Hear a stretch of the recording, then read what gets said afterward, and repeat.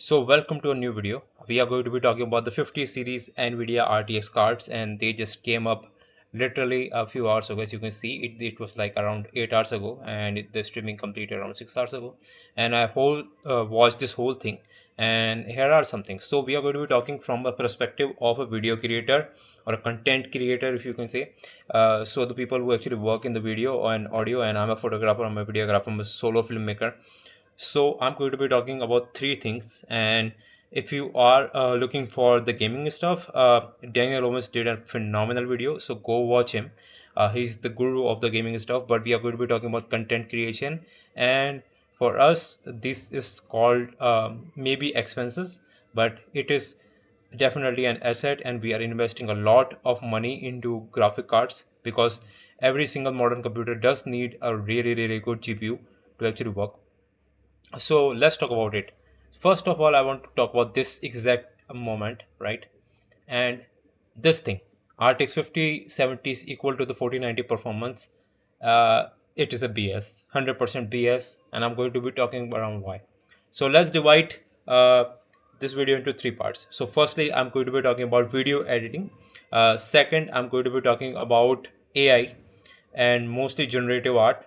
And third, let's talk about some audio stuff. Okay, so three things we use or professional use GPU for. So first of all, this thing, RTX 5070 equal to 4090 performance, and when it's come to video editing, this is absolutely a BS. And the reason why, because for me, I edit on DaVinci Resolve, and if you actually work on DaVinci Resolve, it is a literally memory eater. It needs all the freaking GPU memory that it got, and it will take you. Doesn't matter what. For me, currently I have a RTX 3080 in my PC, and it just eats it. Like that, 10 gigs is not enough, and nowhere anywhere. And I would say right now, I think RX, what it is, 7900 art, whatever it is, that 24 gig one is the best. Is the best. It's literally the best GPU right now in the market, and for price to performance.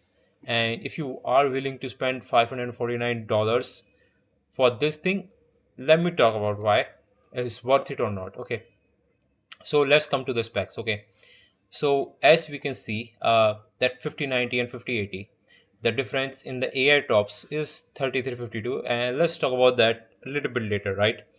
So that's the difference. But uh, the thing is, it is this 32 gigs. Okay, so if you are targeting 5090, obviously that's going to be that this amazing unicorn of a card. If you can afford it, 3090, no questions of the doubt, is the best freaking GPU that you should go for. Then we see that 16 gigs on 5080, I would say a card with a 24 gig memory, a decent mid-range card like 7900, whatever AMD that has it, like 24 gigs card, that is going to be outperform RTX 5080 any single day. If you are doing DaVinci Resolve, it will destroy it no matter what. I would say if you want to get an RTX 5080, might get just 5070 Ti, because it is exactly the same thing. For video editing, you don't need the more horsepower. You just need more memory, and at least 20 gigs is right now. I would say for 4K editing with a lot of effects, you need at least 20 gig memory. So 16 gigs doesn't cut it. For 5080 class, no. 5090, yes, it is great, but 5080, no, I won't think it. And I'm going to be seeing this chart. Okay, this chart is where we are going to be doing it. So as we can see, this Far Cry 6, and this is RT. Okay, we might not get the raster charts, and this is for the gaming, right? As you can see, that RT here is like around 30 to 30, like 25 to 30 is the performance. So the gains are very little, but if the video is in 8K, it is a great amount of gains, because the amount of memory we are going to be getting in the 5090 is definitely the only card which is worth it. If you go to 5080, right, I don't think we are going to be seeing any kind of performance improvement when it comes to video editing, because the processor is a little bit faster. So if you are like encoding in AV1, yeah, it's going to be great. If you are putting some AI filters on top of it, definitely. But if you are going to be thinking that we are going to be getting like a 50% to 60% boost in video editing, and especially in DaVinci Resolve, I don't think it's going to be the case. Same thing with the 5070 Ti. I think 5070 Ti is the good card that you want to have it if you can afford to be in the Nvidia ecosystem, because Nvidia doesn't only do video editing; it does so many different things. And this is where I think that 5070 Ti is a way better card than 5080. So 5070 Ti and 5090 are the two cards. Now when it's up to 5070, I don't think that we need to see any kind of thing. And you know what? Uh, let's jump directly now to the second point, which is Flux. Okay, they show the Flux, and Flux is definitely the best image generation software or image generation tool right now if you want to run it offline. Amazing stable diffusion community, and I'm going to be talking just not about Flux but stable diffusion and also generative video that we can do locally. So for that, I would say 5070 is the garbage tier. Do not get it. Flux requires, I think, at least 16 gigs, and if you need like a good result, you need a 4090, which is a 24 gig card. So 20 to 24 gigs is the minimum in 2025 if you want to have a good performing AI generative card. So 5070 doesn't cut it. 5070 Ti, they still won't show you the Flux thing. Why? Why there is no freaking Flux thing? Okay, when it comes to 5080, they're gonna show you, right? This is the performance improvement which you are looking for, right? But I think this is whole capped. Okay, this will be capped because the amount should be way better, because we have 2 years of improvement of AI technologies, but this is all literally coming from the processor and also the bandwidth, because Nvidia finally unlocked that 30 gigs per second bandwidth. With this one, 5080 has the best bandwidth. If 5080 or 5080 Ti comes with a 24 gigs uh, or maybe 32 gigs memory for like 100 $200 more, that is a game changer. That is the GPU to get, and they don't have it. I don't worry about spending $1,200 if I'm already spending $1,000. So that doesn't make any sense. That would be the card to get if you are a content creator in any source of form. 24 gigs, put a 5080 performance of the processor with 32 gigs or 24 gigs of memory. That is a card to get. For 5090, look, I don't say much of the stuff, because at this point, as you can see, this is the rendering comparison into generative AI. The thing is, Flux don't need 32 gigs, so it is capped on 24 at this point right now, and then after that, this is the performance. So 5090 is the card to get. And the thing is, again, there is no way to actually add VRAM where VRAM is sorted in. But we can see on the AMD side, when we can actually configure, we can literally run a 70 billion model locally. So when it's come to LLM, we can do that.